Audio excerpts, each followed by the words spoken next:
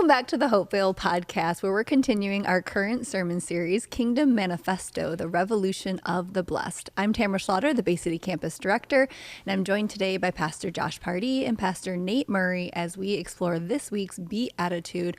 Blessed are those who hunger and thirst for righteousness, for they will be filled. This beatitude is powerful because it reminds us that God blesses those who are seeking, not those who have arrived. But before we get too deep, I wanted to ask you guys, when you're hungry, what is it? What's your go-to? Like, you're just super hungry. What's your go-to food to fill you up? That's a good question. It depends on what season of my life I'm in and how healthy I'm trying to be. Okay. So it does vary. I also get on like kicks. So I don't know. There's been seasons where it's like chips and salsa, or maybe it's I'll make like a quick quesadilla, or Yeah, but if you're really hungry, chips and salsa. Well, I guess like this is like a meal, or Yeah, this is like like you're late. hungry. I'm going to like snack at No, night. you're That's hungry. where my mind went. We're talking about hungering and thirsting, not snacking. You're hungry. What are you going hungry. for? You've obviously never had warm chips and salsa.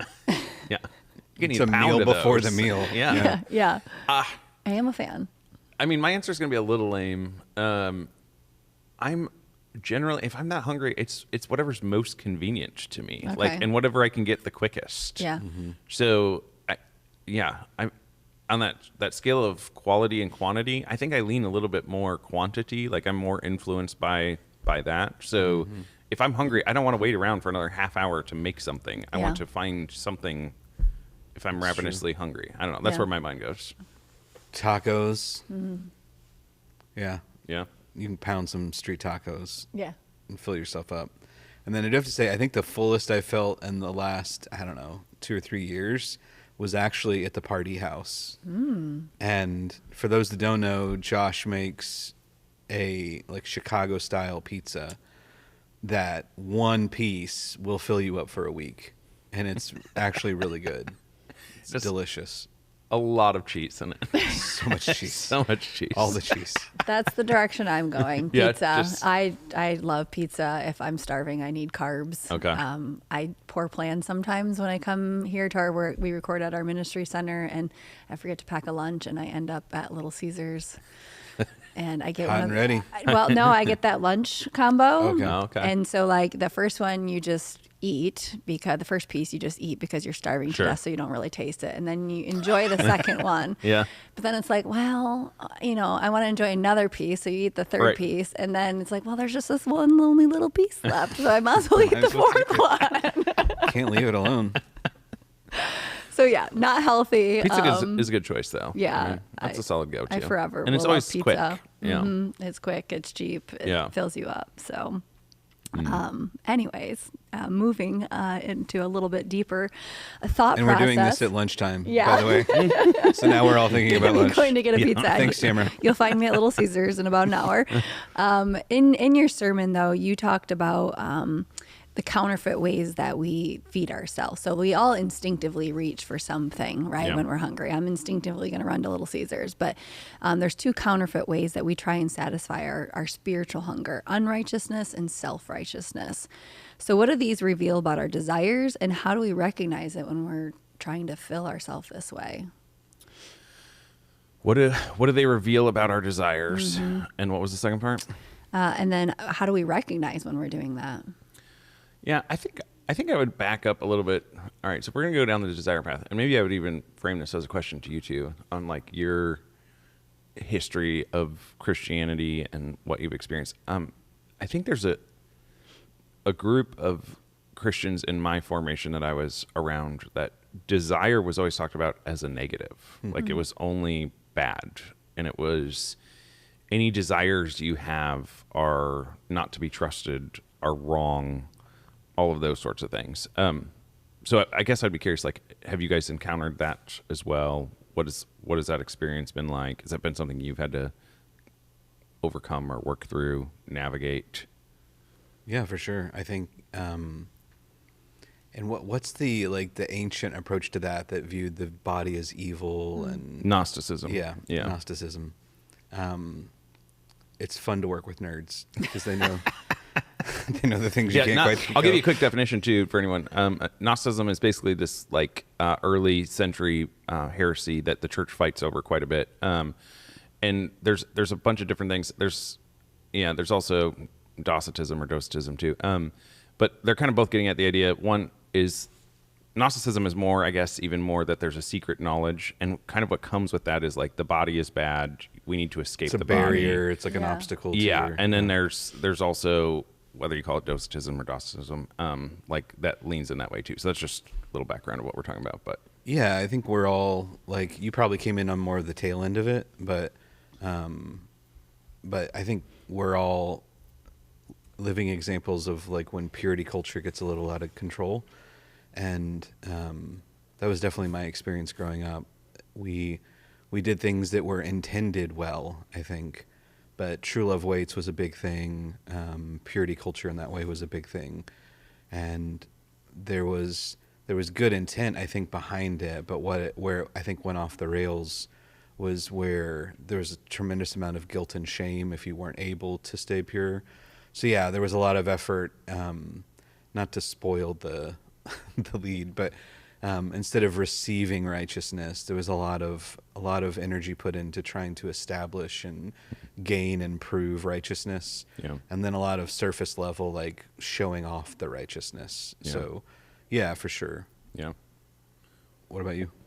I mean, I was not raised in the church, so I didn't Yeah. experience those things. Right, yeah. And I have always been a part of a church that is more grace and truth. So I don't feel like I've been beaten down by desires. yeah, which is great and fantastic. I think there would be a large portion of us that have, if we've been in the church kind of from the beginning, or for decades or whatever. I do think that there was a strand of teaching that kind of entered in where it was like your desires are wicked and evil and cannot be trusted. Anytime you start trusting them, that's cautionary sort of a thing. And then that would even lead into like emotions. Emotions were not to be trusted, and you should be skeptical of them. And I've heard other people, this isn't original to me or anything, but talk about what I think is helpful is emotions are kind of like a dashboard light, like when you get that check engine light on your car. It's to alert you to something. So we don't want to be people who are controlled by our emotions. In some senses, I think we are controlled by our desires, which we can talk a little bit more about. But like, if you're angry about something, it could be that God's actually wanting to stir something up in you and meet you in that, and that you need to go on a journey of discernment and trying to process with him. Or it could be that is an unholy anger that is more focused on your own whatever platform or how people perceive you, or what I mean. So like I like that idea of it kind of being like our emotions being this dashboard that's like cluing me in to pay attention and to be aware of what's going on here, and then to enter into like a bit of a discernment process of, okay, God, so and I think that's what I would encourage anyone to do, is like when you get those moments, those are the moments to enter into prayer, maybe seek counsel, trusted people who know you that you can bring in, of like, hey, I've been going through this season of, I mean, it could be doubt or fear or anger or, like, and try and discern what God has for us. But, yeah, I think, so like, as I step back, I go, man, I think our emotions, back to like Gnosticism sort of thinking, like God creates us fully human, and those things are not bad. Jesus has the gamut of emotions of joy and sadness and sorrow and anger, and we're not going to say that because he had those that was sinful or wrong, right? He's learned how to calibrate those in the kingdom, and in a way where he's in submission to the Father. So yeah, I would want to say I do think, now that I've given this very long runway to get back to your question. I think you're headed there, though. Yeah. You're saying pay attention to the emotions. Yeah. Because as we pay attention to the emotions and prayerfully take them to God, he's going to help us discern the pathway of if we're on unrighteousness or if we're going to self-righteousness. And there's work to do with our emotions, Yep. and we just move past them too quickly. Yeah. And if if you have a little bit of that in your background of being skeptical that desires just have to be negative and I have to stuff them, you're going to miss out on the things that God is actually asking you to hunger for. And I think the danger in that is you have to satiate yourself, right? Like we talked about a couple weeks ago, like you have to image something as a human. Well, another way of kind of talking about that same idea is you have to satiate yourself. It's how we survive. We need sustenance. So if you're not going to thoroughly interrogate and investigate the interior side of your life, the parts of you, we can probably, if you were to actually sit down, if you find yourself in that place, it probably means you're filling yourself with either self-righteousness or unrighteousness, right? Because there's no way not to fill yourself with something, right? And so that is where I think understanding and stepping back of what our desires, how we are impacted and influenced by our desires really actually matter. And that's part of what Jesus is after in the whole Sermon on the Mount, his whole ministry, and even specifically as we're focusing in the Beatitudes of he's trying to direct our desires and allegiances, because once you get that, then everything else falls into place. I find it really interesting that you brought up that you guys were taught like that maybe desires were wrong, because wouldn't you say the younger culture is being taught the complete opposite of that? Like that the world is saying to chase your desires and that you deserve this and you should have whatever you want. So do you think that maybe the pendulum swung too far on that? I think they definitely, when it comes to feelings, I mean, there's words that get honestly overused, things like trauma, and there are real traumas that exist out there, and there are a lot of things that get labeled as that aren't necessarily that. And then I know for the things I see in a younger generation, they do seem to identify with those feelings. So where maybe our generation wrote those feelings off or avoided the feelings, I think there's a younger generation that's very driven by feeling. And so they'll almost find identity in what they're feeling. So if it's especially negative things, so if it's sadness, or instead of those things being, dashboard lights of like, hey, what's going on here? It's like, this is who I am now, You asked, the second question you asked was, how do we know when we're living into unrighteousness or self-righteousness? Right. And if unrighteousness is ultimately things that don't fulfill us, right? They more just like, when I think about the unrighteousness that I struggle with, they're things that just help me not feel. And they kind of make me numb. Yeah. And what they do is they help me forget that I'm not hungry. So like you mentioned a Brazilian steakhouse, right? So in Brazil, and parts of South America, beans and rice are a big part of their diet. But part of what they'll do is they take this powder that's made from a plant and they mix it in to kind of increase the consistency, but it also makes them feel full. They're not full. There's like almost no nutritional value to it. But now it's become like a staple. So like when you go to a Brazilian steakhouse in Brazil, they'll still serve that there. And they'll serve it with who's the nerd now? How do you know this? I mean, Pastor Josh was talking about a Brazilian steakhouse. He's the cultured one. To Brazil. He's the cultured one. I've been to Brazil. But even in fine dining, like they'll bring this dish out, and sometimes people don't partake in it, but it's always on the table. Okay. Because culturally, there was a time where when people were very poor, and those that are still poor there now, they would mix that in, and it gave them the feeling of feeling full, even though nutritionally they weren't getting anything out of it. It was just like. So I think unrighteousness is that same kind of thing, where it's like the things we find, it's like this stuff will distract me from the hunger I know is really deep inside me, but it numbs me to that just enough. Yeah. And then, I'm curious to your thoughts on the self-righteousness part, because I don't think self-righteousness makes us numb. I think there's a satisfaction to being self-righteous. And maybe it's a hollow satisfaction. Maybe it's not the same as being numb, but I think it's part of the reason people do turn to that versus unrighteousness is because they can feel good about it.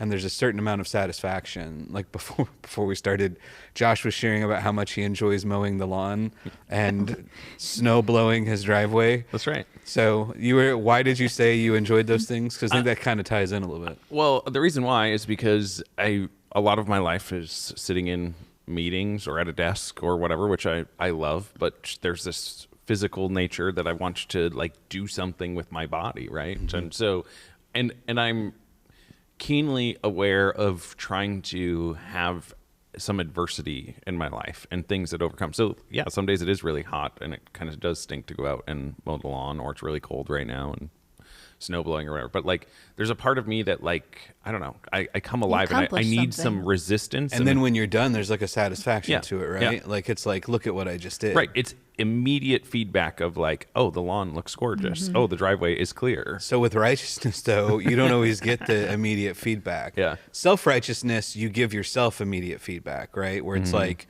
look what I just did. I just helped someone in need. Yeah. Look what I just did. Like I read my Bible for an hour, whatever whatever people view as self-righteousness. There is like, we give ourselves that immediate feedback that we want in different areas of life. Whereas in righteousness, if it's something that we receive, it's also an investment that doesn't always necessarily have an immediate feedback system for us. Sometimes the righteousness that we pursue now doesn't even show up for years down the road. The investment we make in ourselves or in others or in our community, that those things sometimes are incredibly righteous, but we don't get the immediate feedback from them. Yeah. Yeah.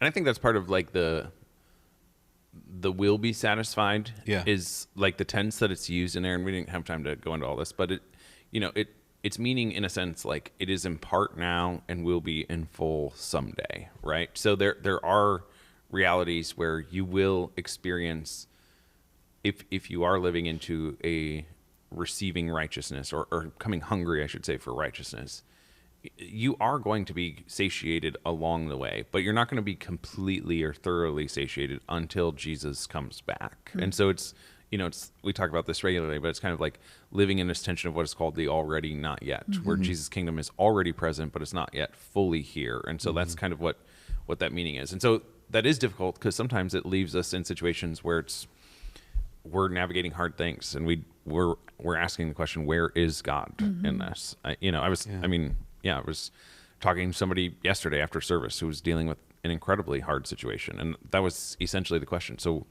how do I be satisfied now? Right. And that's, those are the moments where pastorally I would love to just say, well, here's a magic wand, sort of, let's make this easy. But I think those are the moments of sitting in trust and faith, and whether you believe Jesus is actually king or he's not, right? Of like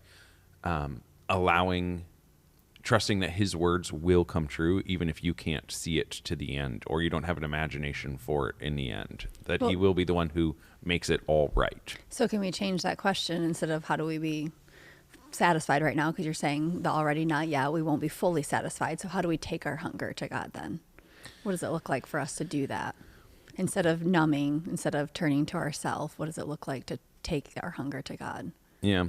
I think it is, you have to, I keep coming back to in this conversation of, you have to go back to your desires and you have to be able to name those desires. Right. And I think a lot of times we deceive ourselves in how good we're able to do that. And it is difficult moment by moment to even do that. But if you're kind of investigating your own thought life, internal life, spiritual life, and bringing that before God and then asking him to be the one who's giving you those desires, giving you imagination for maybe what that looks like.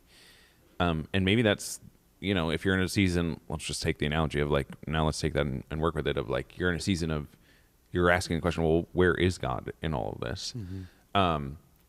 Like, let that be your hunger pains and let that help you identify. It could be with the fact that some people are actually physically hungry, but also like it's okay to be hungry and to have that longing and to name that and to be in a season of waiting, right? Yeah. So let me change the analogy again. In Scripture, there's constantly this idea of it's like a trope of wilderness and how people have to go into the wilderness and they have their wilderness experiences. So you see this with the nation of Israel, and you see it with different prophets, and then you see it with Jesus, right? Like it is this season of discomfort and where things are not comfortable, or you don't have all of the answers, or you're hearing about the promised land that's going to come, but I don't know. We've been walking around this place for a long time, sort of a thing. but God is still present in the wilderness, and he's still doing work in the wilderness. And so even when we find ourselves in some of those situations where we're asking the question, well, where's God? It might be that you're in a wilderness season and we don't have answers to that. I trust that God is going to bring it about in the end. But again, that's where I go back to like, that's how, but you have to trust that Jesus is actually king of your life. And that temptation in self-righteousness is to move into, no, I'll take it from here. I know how to kind of make this happen, or to just kind of run away from it into unrighteousness. Yeah.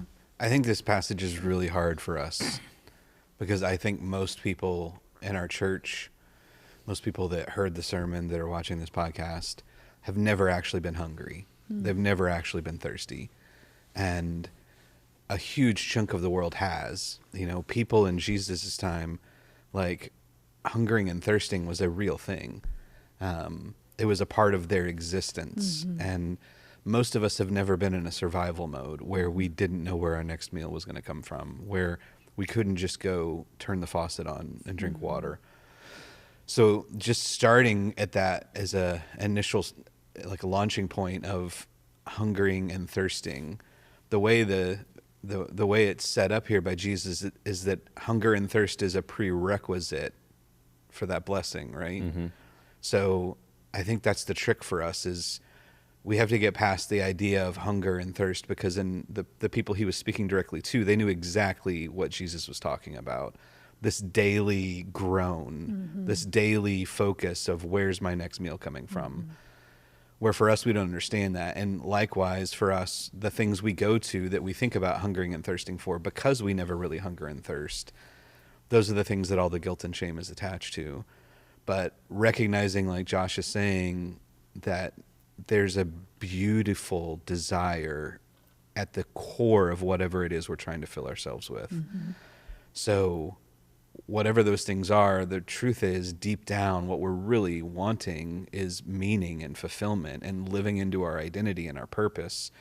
So I think there's a trick there for us to, and you've done a good job of leading us there, but we have to understand that hunger and thirst are holy, and that they've been given to lead us back to God, and that they're not just optional, like, hey, this would be good if you could hunger and thirst for this. This is a prerequisite. It's required to get you where you want to go, you know? Yeah.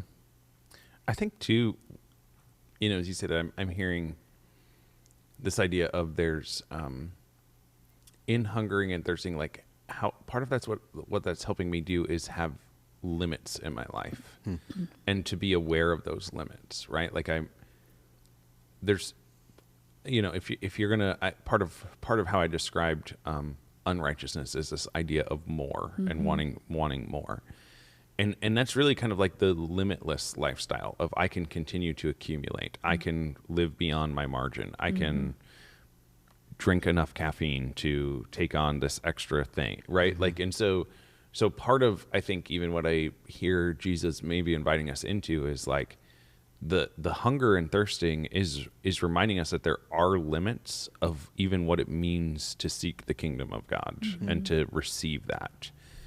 And that is going to combat some things in my American life, of all of the things that I'm taught from America of what the good life is, right?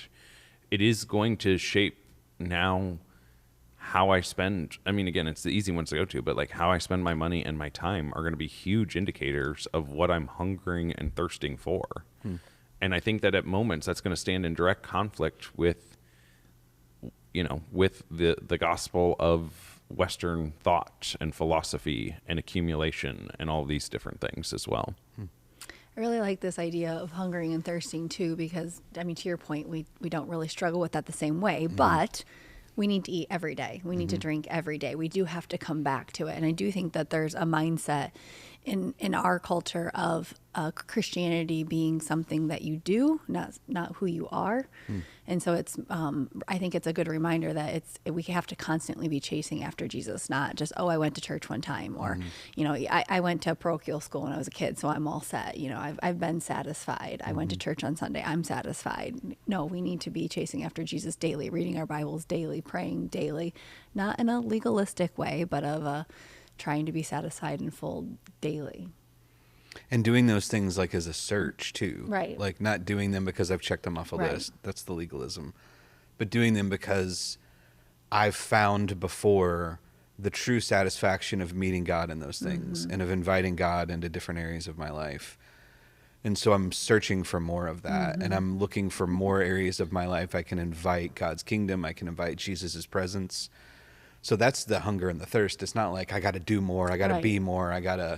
It's more of like I've invited him into these 5 spaces and it's been amazing. How many other spaces do I have to invite him in? Right. What other parts of my world can I invite the kingdom to invade?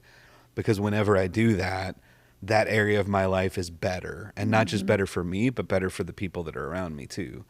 So doing it, like there's a hunger and thirst for righteousness that's not just this personal journey, which is, I think, the other part of it, that when Jesus is talking to his audience contextually, their idea of righteousness was also a corporate idea too, not so individualistic like we experience in our country. So part of their desire wasn't just for them personally to be righteous, but as a people, as a community to be righteous. So can you dive deeper into that for us?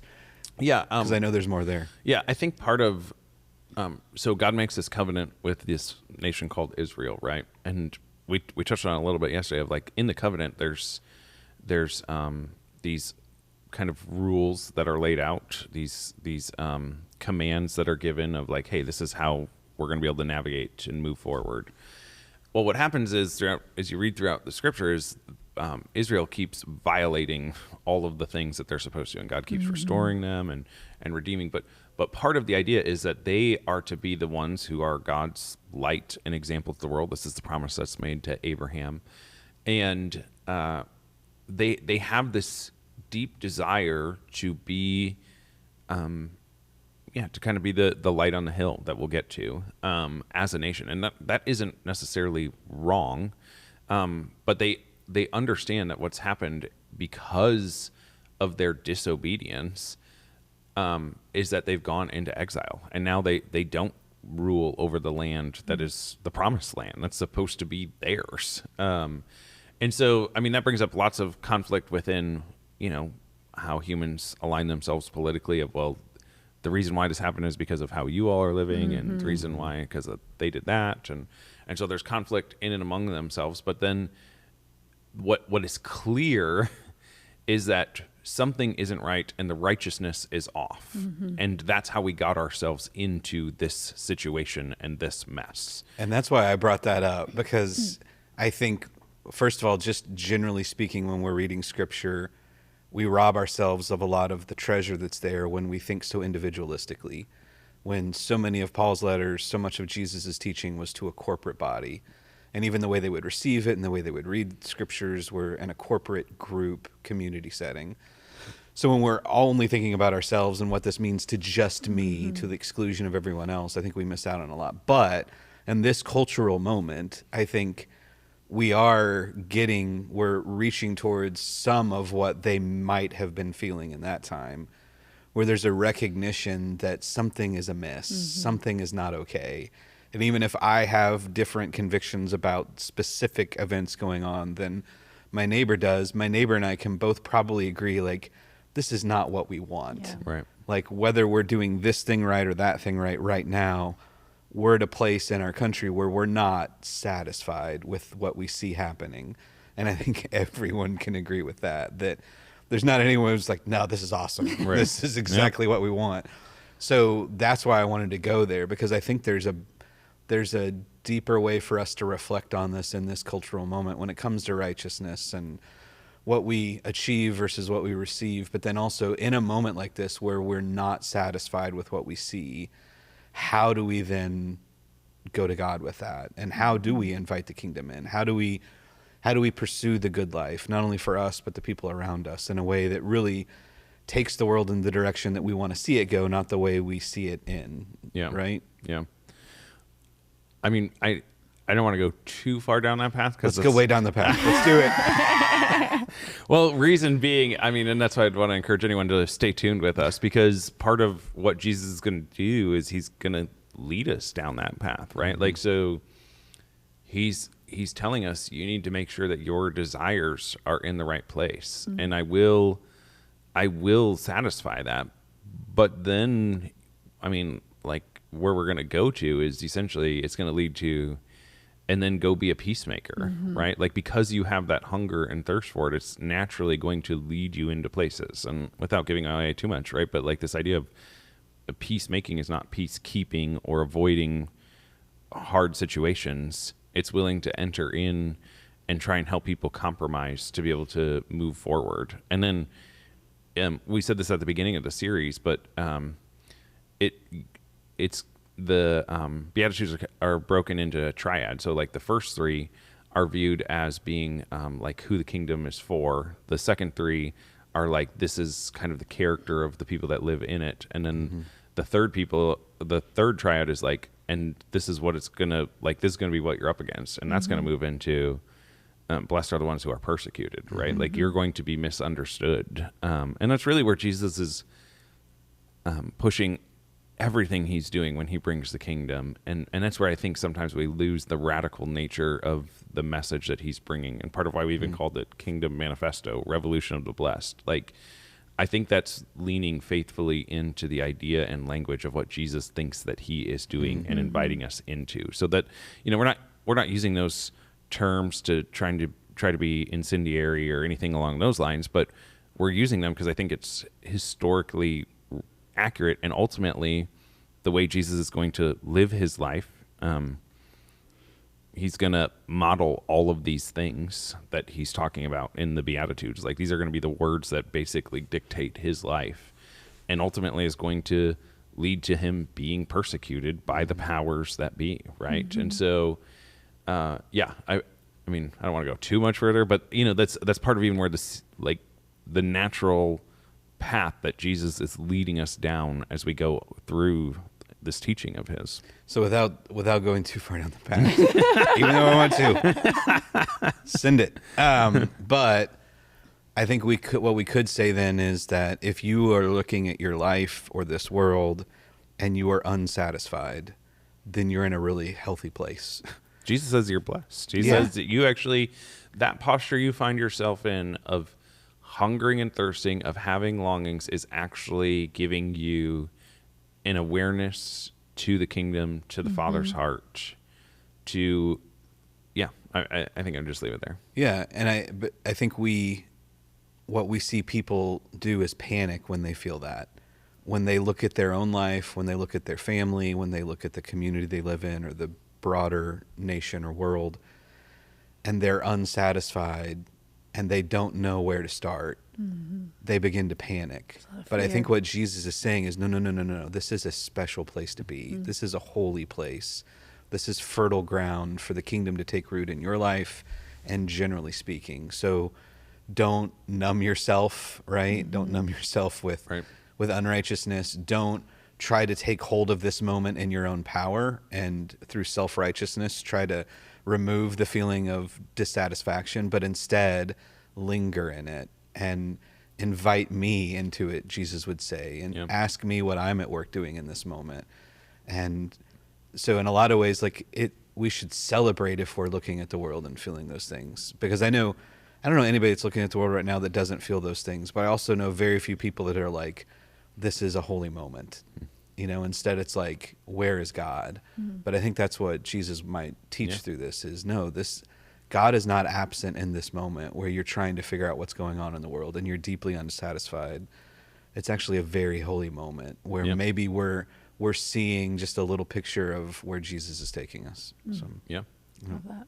And it combats, again, the things that we talked about, of which you touched on, but I just want to, like, kind of highlight for us one last time, of, like, that will combat the ideas of self-righteousness or unrighteousness, because we immediately do get uncomfortable and we're going to reach for something. You have to satiate yourself. You have to fill yourself. And so part of living in a way of, as I hear you say, like, sitting in a space of hunger and thirst and that being okay, I'm going to keep coming back to, part of that is actually believing that Jesus is actually king and that his way is leading to the good life, even if I don't fully see it. And that's the moment that requires trust. that's the moment that requires faith. But that's what sets us apart from any other kingdom in the world, right? Is that we are the ones who can sit in that space and not reach for those other things because we're trusting that Jesus is who he says he is, that he is the way, the truth, and the life. And the second we move out of that, we're no longer trusting those things or that he's actually king. And we're making some sort of move internally to solve that on our own. Mm-hmm. Well, hopefully our listeners are as hungry as you are, Nate, to continue the conversation. But you'll have to join us next week. You can join us on Sunday for the next sermon series, and then we'll join you back next week on the podcast. Have a great